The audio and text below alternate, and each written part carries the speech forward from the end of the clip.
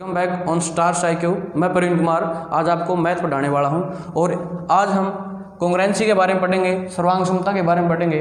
और सर्वांग समता का अगर हम अर्थ देखें तो इसका मतलब है कि कोई भी दो आकृतियां जो एक दूसरे के बिल्कुल ही बराबर हो उसे उन दोनों आकृतियों को हम कॉन्ग्रुएंस कहेंगे। लेकिन आज हम ट्रायंगल की कॉन्ग्रुएंसी के बारे में पढ़ेंगे, सर्वांग समता के बारे में पढ़ेंगे। तो ट्रायंगल्स की अगर हम बात करें, ये दो आकृतियों से रिलेटेड है। कॉन्ग्रुएंसी जो है दो आकृतियों से रिलेटेड है। जैसे ट्रायंगल की जब बात करेंगे तो इसके अंदर दो ट्रायंगल्स हम लेंगे। सबसे पहले एक ट्रायंगल ले लेते हैं ABC और एक ट्रायंगल ले लेते हैं इससे अलग DEF। अगर हम इन दोनों ट्रायंगल्स के अंदर देखें तो ये दोनों ट्रायंगल सर्वांग सम होंगी। अगर ये दोनों ट्रायंगल सर्वांग सम होगी, ये सर्वांग समता का हमारा साइन है। और दो ट्रायंगल्स अगर सर्वांग सम होती हैं तो उसमें संगत कोण, ये कोण और ये कोण और ये कोण और ये, यानी कि जितने भी एंगल्स होते हैं ट्रायंगल्स के तो वो सब एक दूसरे के बराबर होंगे। एक दूसरे के बराबर इस तरह होंगे जैसे कि एंगल ए का जो संगत कोण है वो हमारा है D, तो एंगल ए बराबर होगा एंगल D के, और एंगल B जो हमारा होगा वो होगा एंगल E के, और C जो एंगल होगा हमारा वो बराबर होगा एंगल F के। इस तरह से हम बोल सकते हैं कि एंगल A बराबर है एंगल D के, एंगल B बराबर होगा जो इसका संगत कोण है E के, और एंगल जो C है हमारा वो बराबर होगा एंगल F के। साथ में ये तीनों बराबर होंगे। और साथ में साइड्स की जब बात करेंगे तो साइड्स भी इसमें बराबर होगी। जैसे AB की जो संगत साइड है इस ट्रायंगल में, यानी कि दो ट्रायंगल हमारे पास, एक ये वाली और एक ये, तो बराबर होगा DE के, यानी कि AB जो भुजा है इस ट्रायंगल की वो बराबर होगी इस ट्रायंगल की। ठीक है, BC जो भुजा है वो बराबर होगी हमारी EF की। BC जो भुजा है वो बराबर होगी EF के, और CA बराबर है FD के। CA वो बराबर किसके होगी? FD के। तो सीधा सीधा हम बोल सकते हैं कि एक सर्वांग समता में दो ट्रायंगल्स के अंदर तीन एंगल और तीन साइड बराबर होती हैं, और अगर इस ट्रायंगल को या फिर इस ट्रायंगल को इसके ऊपर रखें तो हमें प्रॉपर ये दिखाई देगा कि एक ही ट्रायंगल है, यानी कि ये इसको बिल्कुल कवर कर लेगी। ठीक है, और अभी हमने देखा कि किसी भी ट्रायंगल में सर्वांग सम सिद्ध करने के लिए, कॉन्ग्रुएंसी सिद्ध करने के लिए उनके अंदर दो ट्रायंगल के अंदर तो छह चीज़ें हमने देखी है। तीन तो उसके एंगल और तीन उसकी साइड, तो यानी कि छह चीज़ तो उसके अंदर कॉन्ग्रुएंस यानी सर्वांग सम सेम होनी चाहिए। सर्वांग समता अगर हमने सिद्ध करनी है, कॉन्ग्रुएंस हमने सिद्ध करनी है, तो कम से कम कितनी चीज़ें होनी चाहिए? किन्हीं भी दो ट्रायंगल्स के अंदर कम से कम कितनी चीज़ें बराबर होनी चाहिए उनको सर्वांग सम सिद्ध करने के लिए। अब वो देखते हैं, अगर छह चीज़ें यानी कि छह विमाएँ, तीन एंगल और तीन साइड बराबर है तो सर्वांग सम होगी। अगर पांच हैं तो भी हम बता सकते हैं कि सर्वांग सम होगी। अगर चार हैं तो भी हम बता सकते हैं कि सर्वांग सम होगी। अगर तीन हैं तो भी हम बता सकते हैं, लेकिन दो हैं तो नहीं बता सकते और एक है तो नहीं बता सकते। यानी कि कम से कम तीन विमाएँ उसकी बराबर होनी चाहिए जो दो आकृतियां, दो ट्रायंगल दी गई है उनके अंदर। ठीक है, अब बात करते हैं जो तीन विमाएँ होंगी वो तीन विमाएँ भी फिक्स हैं, वही होनी चाहिए। और उनके अलावा अगर कोई तीन विमाएँ अगर हम लेते हैं तो हम दो ट्रायंगल्स को सर्वांग सम नहीं बता सकते, कॉन्ग्रुएंस नहीं बता सकते। इसके लिए अब हम देखते हैं चार रूल इसके अंदर करेंगे कॉन्ग्रुएंसी के अंदर, हम सर्वांग समता के अंदर ट्रायंगल्स की सर्वांग समता सिद्ध करने के लिए। वो चार रूल अब हम देखते हैं। कम से कम हमने तीन चीज़ें जरूर देखनी है जो दो ट्रायंगल्स के अंदर क्या हो, बराबर हो। तो जो वे 4 चीज़ें हैं, जो 4 रूल हैं वो हम अब कर रहे हैं। सबसे पहले पहला रूल देखते हैं। पहला जो रूल हमारा वो है SSS का कर लेते हैं, उसके बाद SAS, उसके बाद AAS और उसके बाद RHS। ठीक है, सबसे पहले बात करें तो SSS रूल की। SSS मतलब भुजा भुजा भुजा, यानी कि side side side rule.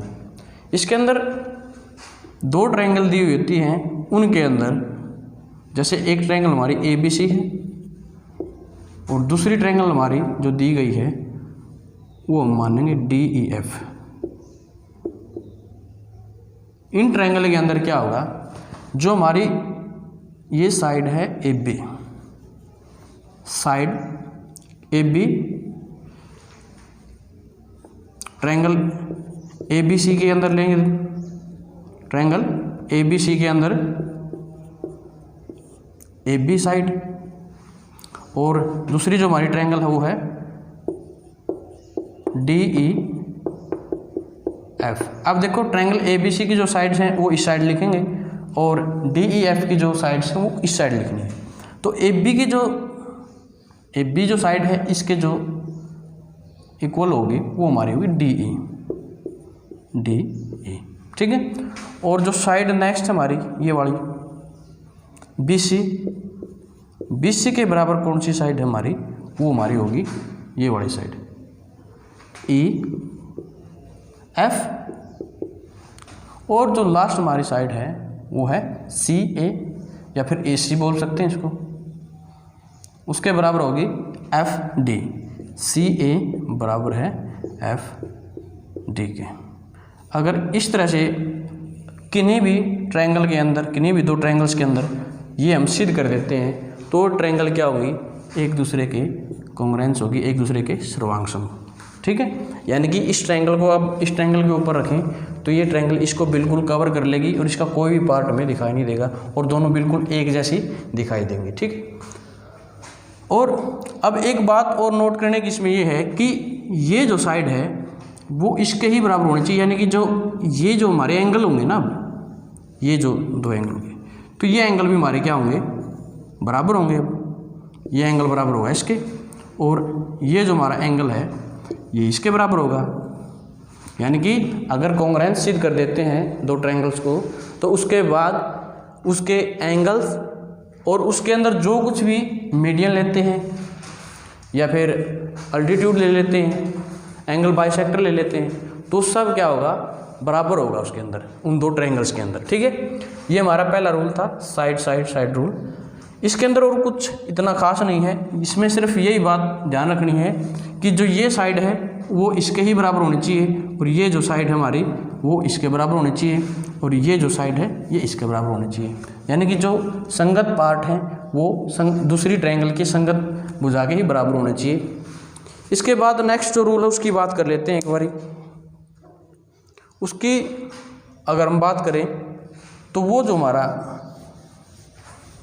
Rule है वो है साइड एंगल साइड। ये वेरी इम्पोर्टेंट है क्योंकि ये जो हमारा रूल है इसमें एक पॉइंट आएगा जहाँ पे ज़्यादातर बच्चे उसको समझने में परेशान हो जाते हैं या फिर उसकी वजह से सबको गलती कर देते हैं, उसको ध्यान रखना है। अभी देखते हैं side angle side, side angle side, SAS rule, यानी कि भुजा कोण भुजा। ठीक है, भुजा कोण भुजा।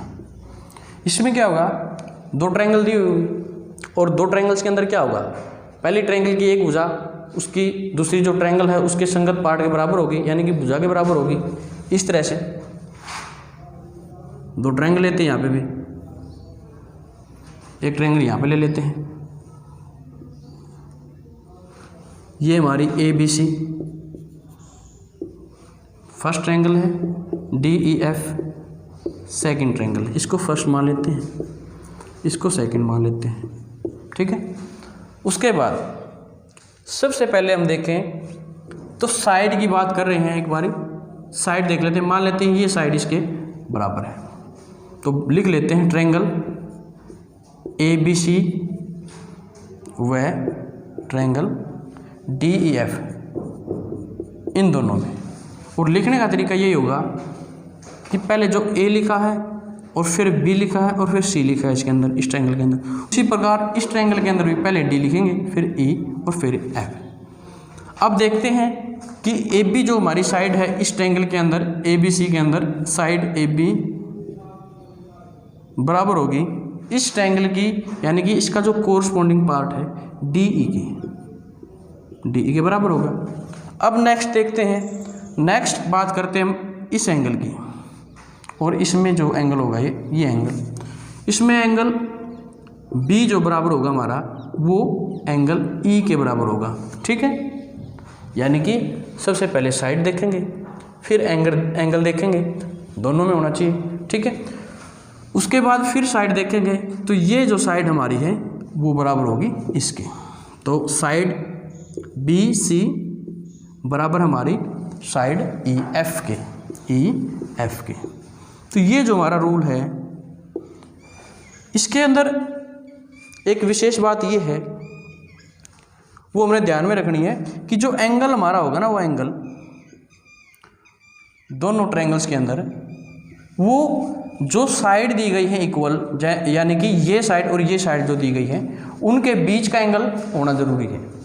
यानी कि अगर SAS रूल की अगर हम बात करें, भुजा कोण भुजा अगर रूल की बात करें, तो इसमें जो हमारा कोण होगा ना, वो अगर बीच में इसके अंदर दिया है तो इस ट्रायंगल के अंदर भी बीच में ही होना चाहिए। अगर हम इसको बाहर ले लेते हैं, अगर इसको इस तरह ले लें कि एंगल यहाँ की बजाय और यहाँ ले लें, तो इसका तो यही है। ठीक है, और इसका क्या है, इसका बाहर है। तो इस तरह से हम इसको सर्वांगसम नहीं मानेंगे, और यहाँ पे क्या हो जाएगा, B जो एंगल हमारा वो बराबर हो जाएगा किसके, F के, एंगल F के। तो ये कंडीशन सेटिस्फाइड नहीं होगी, इसमें हम नहीं बोल सकते कि दोनों ट्रायंगल क्या है, सर्वांगसम है, इसमें नहीं होगी। सर्वांगसम करने के लिए क्या ज़रूरी है, सर्वांगसम करने के लिए जो बीच का जो कोण है, बीच वाला जो कोण है, यानी कि ये वाला जो कोण है हमारा, वो ही इसके बराबर होना चाहिए, यानी कि जो संगत पार्ट है वो ही बराबर होने चाहिए, जिस तरह की इसके अंदर दिखाया गया है। तो हम बोल सकते हैं, अगर इस रूल को इस एंगल को हम, इस एंगल B को अगर एंगल E के बराबर करेंगे तो ही इसको हम सर्वांगसम बोल सकते हैं। इस कंडीशन में ये क्या होगी, हमारी ट्रायंगल सर्वांगसम होगी, ABC बराबर होगी, यानी कि सर्वांगसम होगी DEF के। और जब ट्रायंगल ये फर्स्ट सेकंड के सर्वांगसम हो जाएंगी तो हम बोल सकते हैं कि ये एंगल इसके बराबर होगा, ये एंगल इसके बराबर होगा। तो तीनों एंगल और तीनों साइड क्या हो जाएंगी, आपस में दोनों की बराबर हो जाएंगी। उसके बाद इनके अंदर मीडियन की बात करें, अल्टीट्यूड की बात करें, तो वो भी एक दूसरे के बिल्कुल बराबर होंगे। ठीक है, अगर दो ट्रायंगल्स को कॉन्ग्रुएंस कर देते हैं तो उसके बाद सारी चीज़ें कॉन्ग्रुएंस इनके अंदर होगी। ठीक है, इसके बाद अब ये देखते हैं कि जो बीच का हमारा एंगल है वो अगर हम बीच का ना ले तो क्या होगा, तो हमारी जो आकृतियाँ बनेंगी ना, जो ट्रायंगल्स हैं उनके आकार में परिवर्तन हो सकता है। किस तरह से हो सकता है, एक बार देखिए यहाँ पे। मान लिया दो ट्रायंगल हमारे पास जो रूल लगाया है वो हम इस तरह से न लगा करके SAS, यानी कि बीच में ना लेके एंगल को अगर इस तरह से ले लें SSA, या फिर इस तरह से ले लें ASS। ठीक है, अगर इस तरह से ले लें तो क्या होगा, अब देखते हैं एक बारी करके। मान लेते हैं हमारे पास एक साइड है 4 सेंटीमीटर की, 7 सेंटीमीटर की ले लेते हैं, और यहाँ पे एक साइड ले लेते हैं, यहाँ पे एंगल ले लेते हैं एक। ठीक है, इसी प्रकार एक और ट्रायंगल बनाएंगे हम ये हमारी 7 सेंटीमीटर की साइड है। ठीक है, और ये जो हमारा एंगल है इसके बराबर है। ठीक है, अब देखो अगर हम यहाँ से एक इस तरह से इसको मिला दें और ये हमारी 5 सेंटीमीटर है, ये हमारी साइड 5 सेंटीमीटर है, ठीक है। और इसको भी अब एंगल हमारा कौन सा बराबर है, देखिए ये वाला एंगल बराबर है इसके, ठीक है।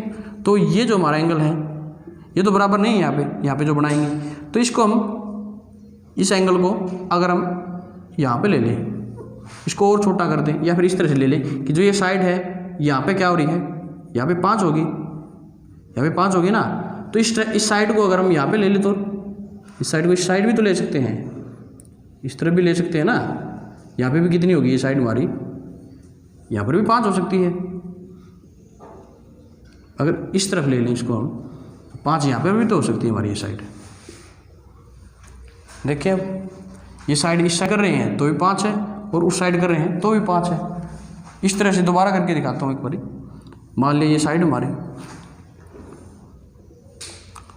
अब ये साइड हमारी 7 सेंटीमीटर है, ये साइड हमारी 7 सेंटीमीटर है, और ये एंगल हमारा बराबर दिया है इसके अंदर। अब ये सीधी सी बात ये है कि यहाँ से अगर कोई, यहाँ से अगर हम यहाँ पे मिला रहे हैं, ये 5 सेंटीमीटर है, तो इस साइड से इस साइड मिलाएं तो भी तो 5 सेंटीमीटर हो सकती है, कहीं पे हो सकती है ना। तो उसी प्रकार इसको अगर यहाँ पे न मिला करके, यहाँ पर न मिला करके इसको इस तरफ मिला दें, इस तरफ मिला दें, तो भी तो हमारी 5 सेंटीमीटर हो सकती है, ये 5 सेंटीमीटर हो सकती है। तो अब देखेंगे क्या दोनों ट्रायंगल सर्वांग है, नहीं होगी। तो इसलिए हम बोल सकते हैं कि जो ये रूल है हमारा, ये रूल है, ये हम इसके ऊपर अप्लाई नहीं कर सकते, क्योंकि अगर ये रूल अप्लाई करेंगे तो क्या होगा, जो हमारी ट्रायंगल है वो बिल्कुल सेम नहीं बनेगी। क्योंकि इसकी अगर ये साइड देखें और ये साइड देखें तो देखिए बराबर है, और ये एंगल भी बराबर है, यानी कि साइड साइड एंगल का रूल लगा है ना। और एंगल को हमने कौन सा, ये वाला लिया है, ये एंगल लिया है ना, बाहर वाला एंगल लिया है। और मैंने अभी बताया था कि एंगल बीच वाला लेना है। अगर बीच वाला एंगल नहीं लेंगे तो जो आकृतियाँ हैं वो सेम नहीं बनेंगी। तो अगर इस एंगल की बजाय, इस एंगल की बजाय, इस एंगल की जगह अगर हम बीच वाला एंगल लेते हैं तो क्या होता है। अब मान लेते हैं बीच वाला एंगल लेके देखते हैं हम। अगर ये जो एंगल ये हमारा बराबर नहीं है, इसको नहीं मानते एक बार हम मान लेते हैं कि ये एंगल हमारा बराबर है 60 डिग्री का यहाँ पे, तो 60 डिग्री का यहाँ पे बनाएंगे, और यहाँ पे भी क्या करेंगे 60 डिग्री का बनाना पड़ेगा। 60 डिग्री का बनाए तो यहीं पे बनेगा। तो इस तरह से हम फिर बोल सकते हैं कि ये 5, ये 7 है, ये 5 होगी हमारी, ये साइड 5 सेंटीमीटर और ये साइड भी 5 सेंटीमीटर। अब हम देखेंगे दोनों आकृतियाँ एक जैसी हैं बिल्कुल, तो हम बोल सकते हैं कि ये दोनों क्या होगी, सर्वांग सम होगी। तो इस तरह से हम बोल सकते हैं कि जो बीच वाला जो हमारा एंगल होगा वो साइड्स, जो इस तरह की जो हमारी ट्रायंगल होगी उसमें साइड एंगल, साइड जो रूल लगाएंगे उसमें एंगल बीच में होना ज़रूरी है, ठीक है। और इसके बाद नेक्स्ट देखते हैं के अंदर, अगर हम SAS रूल को इस तरह लगाएं,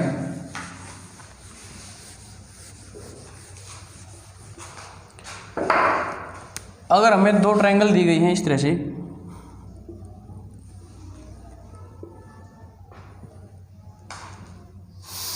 इन ट्रायंगल के अंदर ट्रायंगल ABC और XYZ,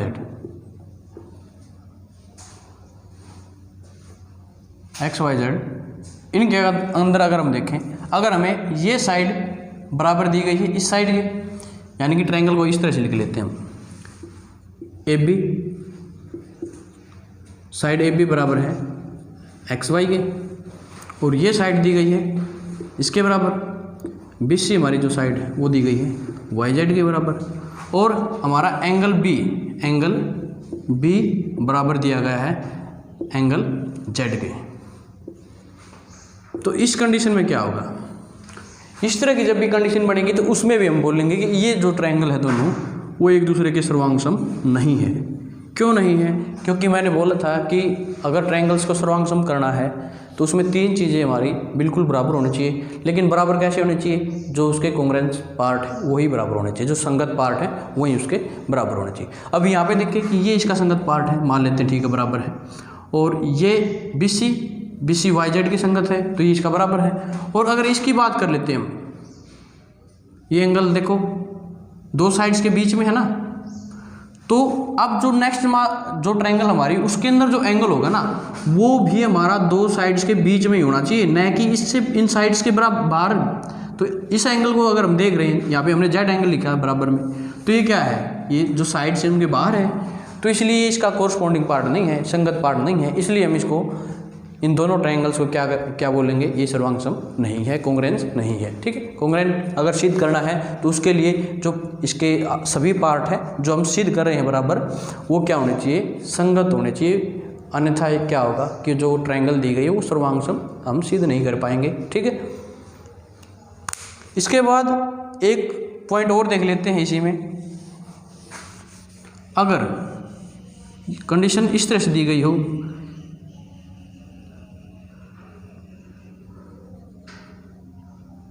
अगर ये एंगल हमारे इस तरह ना दिए हों और इस तरह दे दिए जाएं, ट्रायंगल ABC में, ट्रायंगल ABC में, ठीक है, और ट्रायंगल XYZ में, इन दोनों ट्रायंगल में क्या दिया है, अब दिया है कि AB जो है बराबर है XY के और एंगल B बराबर है एंगल Z के।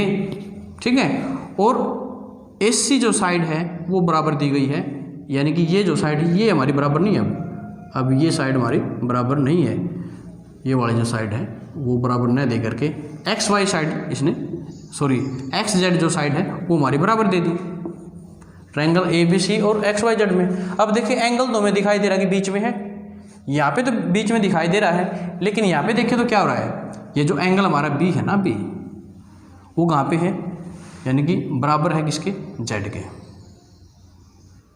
ठीक है, या फिर इस तरह बोल सकते हैं, और ये साइड हमारी क्या थी, बराबर थी एक दूसरे के। तो अब देखें ये दोनों साइड कोरस्पॉन्डिंग पार्ट है, मान रही है। ठीक है, दूसरा हमारी सीधी ही बात ये है कि दूसरा जो रूल हमारा ये बता रहा था कि जो हमारा एंगल होगा वो बीच वाले यानी कि दोनों साइड के बीच में होना चाहिए। तो अब यहाँ देखें ये तो बाहर है, यहाँ पर भी बाहर है, तो ये कंडीशन भी यहाँ पे सेटिस्फाइड नहीं होगी और हम बोल सकते हैं ये दोनों ट्रायंगल जो है वो कॉन्ग्रुएंट नहीं होगी। ठीक है, इसके बाद जो रूल 3 है ये हमारा कंप्लीट हो गया है, साइड एंगल साइड जो रूल है, इसमें इन बातों का 2-3 बातों का ध्यान रखना है। ये रखना है कि ध्यान में जो एंगल होगा हमारा साइड्स के बीच वाला होना चाहिए।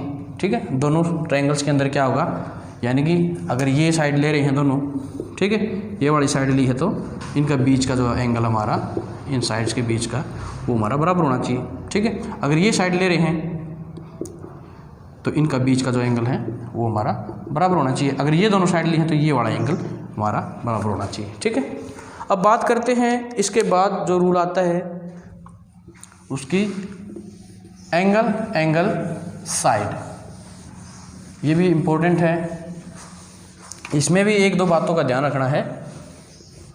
वो किस तरह से, अभी जैसे जो हमारा जो रूल है एंगल साइड यानी कि कोण भुजा। ठीक है, एंगल साइड, इसके अंदर क्या है, 2 ट्रायंगल हम लेते हैं। ठीक है,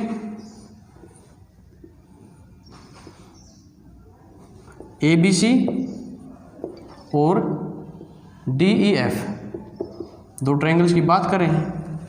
अब इसके अंदर क्या है कि 2 एंगल, ये एंगल जो हमारा और ये एंगल मान लेते हैं। ठीक है, क्योंकि साइड जो इसके कोरस्पॉन्डिंग पार्ट है उनकी हम बात करेंगे, जैसे कि ये AB साइड इसके DE और BC जो साइड है इसकी संगत में है EF, तो इनका जो बीच का एंगल है एक तो B और इनका बीच का जो एंगल होगा हमारा E। उसके बाद एक एंगल और ले लेते हैं, इसको F ले लेते हैं इस एंगल को, और इसमें ले लेते हैं एंगल C को। ठीक है, और एक साइड ले लेते हैं, एक साइड कोई भी ले लें, इसको ले लें या फिर इसको ले लें। ठीक है, तो क्या है, ट्रायंगल ABC और ट्रायंगल DEF में, इन दोनों ट्रायंगल्स के अंदर क्या करना है, जो हमारे 2 एंगल हैं, जैसे एंगल B जो है वो बराबर होगा एंगल E के और एंगल C बराबर होगा हमारा एंगल F के, और कोई भी एक साइड हम ले सकते हैं। मान लिया हम ए बी साइड ले लेते हैं, तो इसमें कौन सी साइड होगी हमारी, ई डी। ए बी जो साइड है वो बराबर होगी किसके, ई डी के। तो इस कंडीशन में क्या होगा, इस कंडीशन में जो हमारी ट्रायंगल होगी, दोनों ट्रायंगल वो एक दूसरे के सर्वांगसम होगी। ठीक है। अगर अब देखें, अगर हम यहाँ पे ए बी की बजाय अलग अलग साइड ले लें, अलग अलग साइड कैसे ले सकते हैं, जैसे यहाँ पे हम ले रहे हैं कि ए बी, और इसमें ए बी न लेकर के हम ले ले डी एफ। अगर इस तरह इस साइड कर लेते हैं, जैसे एंगल हमारा बी बराबर है एंगल ई के, और एंगल सी बराबर हमारा एफ के, और एंगल साइड ए बी वो बराबर हमारी, अब देखो साइड की जो बात करें ए बी साइड की, तो बराबर तो होनी चाहिए ई डी ई के, लेकिन हम डी एफ के बराबर कर देते इसको। अगर हम इसको डी एफ के बराबर कर दे तो उस कंडीशन में क्या होगा कि हमने दो एंगल ये सिद्ध किए थे बराबर हैं, ठीक है, तो इसको यहाँ से उठा के इस तरह रखेंगे तो ये साइड इसके बराबर होगी, ये साइड इसके बराबर होगी, तो ये साइड इस पे आएगी जो कि बराबर नहीं होगी और इसको पूरी तरह से ढक नहीं पाएगी। ठीक है ना, यानी कि दो एंगल बराबर हमारे उसके साथ, लेकिन ये साइड बराबर कर दी हमने इसके। ठीक है, यानी कि डी एफ के। तो ऐसी अब क्या करेंगे, अब इसको इस तरह रखेंगे यहाँ पे ला करके, क्योंकि दो एंगल बराबर हमारे बी और सी, यहाँ से उठाएंगे यहाँ पे रखेंगे तो ये साइड इसके ऊपर आएगी जो कि ये इसके बराबर नहीं है और ये इसके बराबर नहीं है। तो कैसी कंडीशन होगी हमारे पास, तो इस कंडीशन में क्या होगा, जो हमारी ट्रायंगल है वो दोनों क्या होगी, सर्वांगसम नहीं होगी इस कंडीशन के अंदर। ठीक है। अब दूसरी बात कर लेते हैं, अगर हम इस तरह से देखें, ये साइड इसके बराबर दे दे तो क्या होगा, ये साइड इसके बराबर दे तो सर्वांगसम होगी। ठीक है, और ये साइड इसके बराबर दे तो भी सर्वांगसम होगी, और बीच वाली दे दे तो क्या होगा, तो भी हम क्या बोलेंगे, सर्वांगसम है। तो इसमें इस तरह की कंडीशन भी बन सकती है कि एंगल साइड, इस तरह का रूल भी बनेगा, क्योंकि अगर एंगल साइड ले लें, ठीक है, एंगल साइड, और साइड एंगल अगर ले लें हम साइड एंगल, ये भी कंडीशन ठीक है क्योंकि ये भी इसके ऊपर लागू हो रही है, और दूसरी जो कंडीशन है वो भी इसके अंदर लागू हो रही है, एंगल साइड एंगल की क्यों हो रही है। अब देखो एक बात और इसके अंदर नोट करने की, वो क्या है, अभी मैंने दो ट्रायंगल बना लिए, यहाँ पे बना लेते हैं, एक यहाँ पे बना ली, angle A B C triangle और डी ई एफ ट्रायंगल। इन दो ट्रायंगल्स के अंदर हम इस एंगल को x मान लेते हैं, तो ये एंगल x होगा हमारा, इसको y मान लिया और ये भी y मान लिया। अगर दो ट्रायंगल के अंदर, ठीक है, दो ट्रायंगल्स के अंदर दो एंगल बराबर है, तो क्या हम कह सकते हैं कि जो इसका थर्ड एंगल होगा और इसका थर्ड एंगल होगा वो भी बराबर होगा, कह सकते हैं क्या, देखते हैं एक बार चेक कर लेते हैं।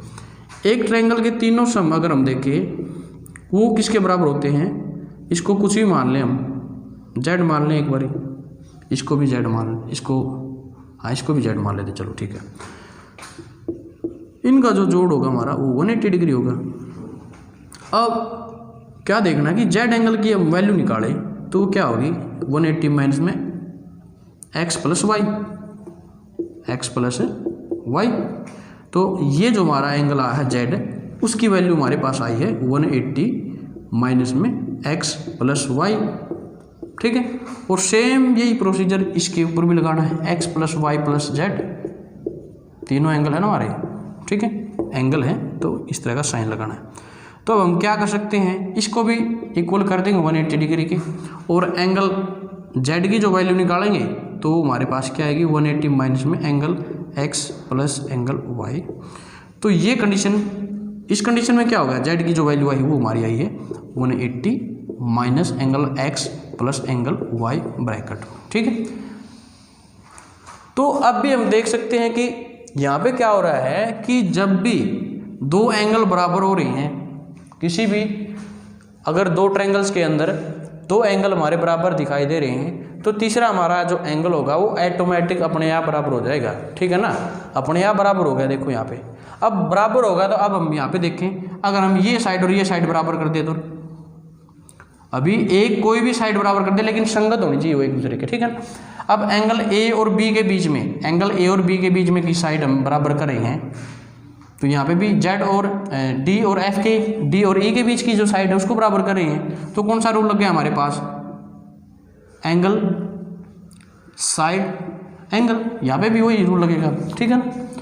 अगर हम इस साइड को ले लें तो भी एंगल साइड एंगल लगेगा, इस साइड को ले लें, इस साइड को ले लें तो भी एंगल साइड एंगल रूल लगेगा। यानी कि अगर हम देखें तो तीनों ही जो रूल है वो क्या है, वो ये ही रूल है, ठीक है ना। ये जो रूल है हमारा AAS का, वो ये रूल भी है, ये रूल भी है और ये रूल भी है, तो तीनों ही रूल एक ही है ये, इसलिए इन तीनों रूलों को इसके अंदर ही पढ़ा जाता है, ठीक है। क्यों पढ़ा जाता है, क्योंकि इसके अंदर क्या होता है, जब दो एंगल बराबर हो जाते हैं ना, तो थर्ड एंगल जो हमारा है वो अपने आप बराबर हो जाता है, इसलिए इन तीनों की जगह पे हम एक ही रूल पढ़ लेते हैं, वो है हमारा AAS, या फिर SASA रूल भी इसको बोल सकते हैं, या फिर SAA भी बोल सकते हैं, तो तीनों इसके अंदर हम पढ़ सकते हैं।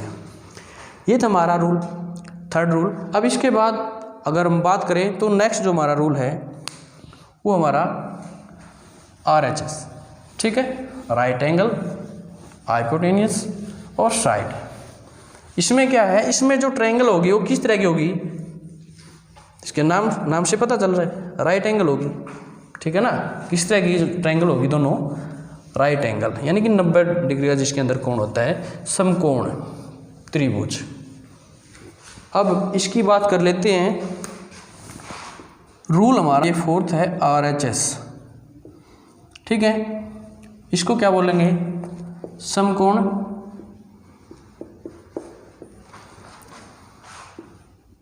कर्ण भुजा, यानी कि राइट एंगल, हाइपोटेन्यूस, साइड। इसकी अगर हम बात करें तो जो दो ट्रायंगल हमें दी होगी वो इस तरह की मिलेंगी हमें, ठीक है ना, इस तरह की हमें मिलेंगी देखने को। तो जो ट्रायंगल होगी वो इस तरह की हम ले सकते हैं, जिसमें एक कोण हमारा 90 डिग्री का होना है, ठीक है। इसमें भी एक जो एंगल हमारा होगा वो 90 डिग्री का यहाँ पे हमें मिलेगा। अब इस ट्रायंगल की बात करें ABC की और DEF की अगर हम बात करें, इस ट्रायंगल के अंदर क्या है, ये जो दो ट्रायंगल दी गई है, ट्रायंगल ABC और जो ट्रायंगल हमारी है DEF, इनमें हमें एक चीज़ विशेष ध्यान रखनी है। अगर इनको हम देखें तो इसमें सबसे पहले राइट एंगल, एक राइट एंगल दिया हो, दोनों के अंदर दिया हो, तो हम बोल सकते हैं कि जो B एंगल है वो बराबर होगा एंगल E के। क्यों, क्योंकि 90 डिग्री का है ना, दोनों के अंदर दिया है। उसके बाद हाइपोटेन्यूस होना जरूरी है हमारे पास, क्या होना जरूरी है, हाइपोटेन्यूस, ठीक है ना, यानी कि जो हमारा कर्ण है वो बराबर दिया हुआ होना चाहिए। तो हम बोल सकते हैं यहाँ पे क्या होगा, इसमें हम बोल सकते हैं कि जो हमारा कर्ण है यानी कि AC बराबर होना चाहिए किसके, दूसरे जो ट्रायंगल है उसके कर्ण के, यानी कि DF के, ठीक है। और कोई भी एक साइड कोई भी ले लें, अब इसको ले लें, इसको ले लें, इसको ले लें, इसको ले लें, इसको ले लेते हैं, ये साइड हमारी इसके बराबर, ठीक है ना, ये साइड हमारी बराबर होगी इसके। तो हम बोल सकते हैं कि जो AB साइड है, AB जो हमारी साइड है वो बराबर किसकी है, DE के, ठीक है। अब देखिए इसके अंदर कम से कम कितने पॉइंट हमने चाहिए थे दो ट्रायंगल्स को सर्वांग सम करने के लिए, कॉन्ग्रुएंट सिद्ध करने के लिए, उसके लिए हमें 3 पॉइंट चाहिए थे। अब देखते हैं 3 पॉइंट, फर्स्ट, सेकंड और थर्ड, हमें 3 पॉइंट मिल गए। तो अब हम बोल सकते हैं ना ये ट्रायंगल क्या है, हमारी सर्वांग सम है ना, सर्वांग सम। लेकिन इसमें एक विशेष बात यह है कि इसको अगर हम ध्यान से देखें, अगर हमें इस तरह से दिया है,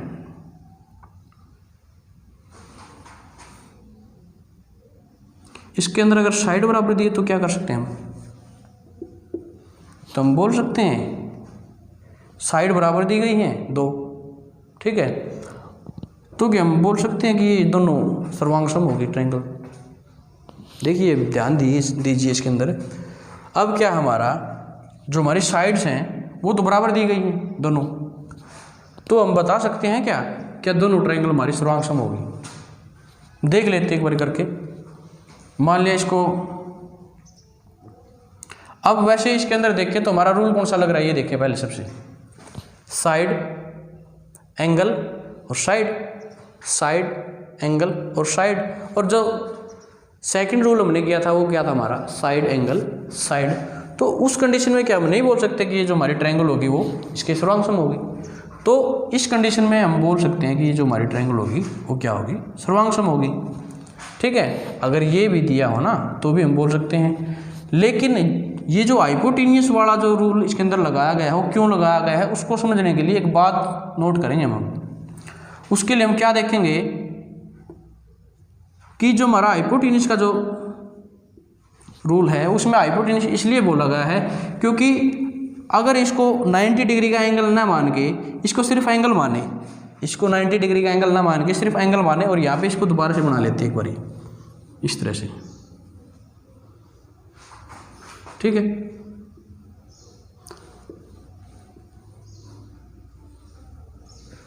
अब ये जो दो ट्रायंगल हैं, पहले जो ट्रायंगल हमारी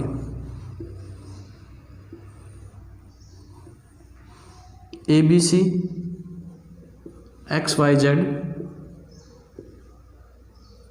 इसको सिर्फ और सिर्फ एंगल मान लें न कि 90 डिग्री का, और इसको हम मान लें एक साइड न कि कर्ण, और इसको भी साइड मान लें, और इसको भी साइड मान लें, इसको भी साइड मान लें। अभी जस्ट हमने जो रूल पढ़ा था पहले साइड एंगल साइड का, उसमें एक कंडीशन बताई गई थी, वो क्या थी, वो कंडीशन ये थी कि जो हमारा एंगल होना चाहिए वो कौन सा वाला होना चाहिए, वो बीच वाला होना चाहिए।